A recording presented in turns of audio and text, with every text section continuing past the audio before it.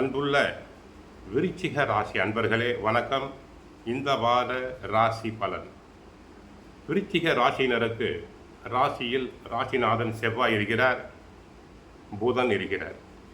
4 ராகு, 5ஆம் இடத்தில் சனி வக்கரமடைந்திருக்கிறார். 9 குரு வக்கரமடைந்து சாதகமாக இருக்கிறார். 10 கேது. விரய ராசியில் சூரியன் சுக்கிரன் இணைந்து உள்ளனர்.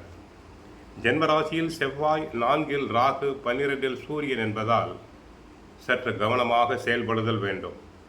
எந்த ஒரு விஷயத்திலும் சிந்தித்து செயல்படுதல் வேண்டும். சனி வக்கரகதியில் இருப்பதால் தேவையில்லாத இறைஞ்சல்கள் உண்டாகலாம். பணம் கொடுக்கல் வாங்கல் ரீதியாக மனக்கசப்புகள் வரலாம்.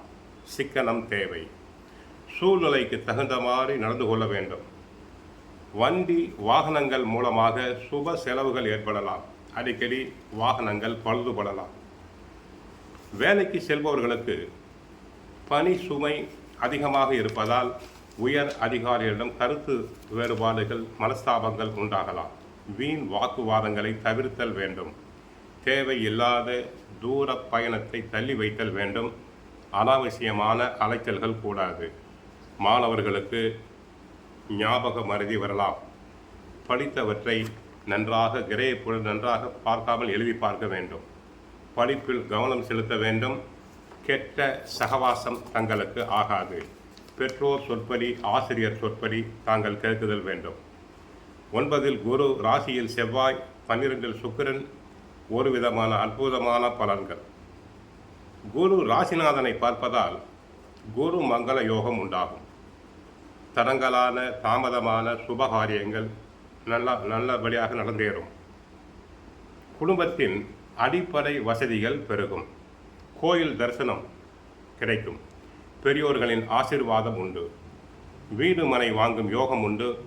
மக்கள் செல்வாக்கு அதிகரிக்கும். சிலர் புதிய வாகனம் வாங்குவேர். வீடு வாகன பராமரிப்பு செலவுகள் அதிகரிக்கும். தாயாரின் உடல் நலம் பாதிக்கலாம். தாய் வழி சொந்தங்களோடு கருத்து வேறுபாடுகள் வரலாம். சிலருக்கு திடீர் என்று டென்ஷன் ஏற்படும்.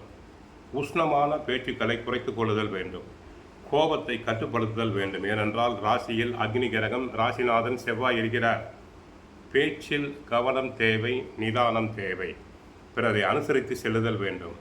8ஆம் தேதி காலை 11:15 முதல் 10ஆம் தேதி பகல் 1 மணி வரை சந்திராஷ்டமம் உண்டு. சந்திராஷ்டம தினத்தில் தாங்கள் கவனமாக இருத்தல் வேண்டும்.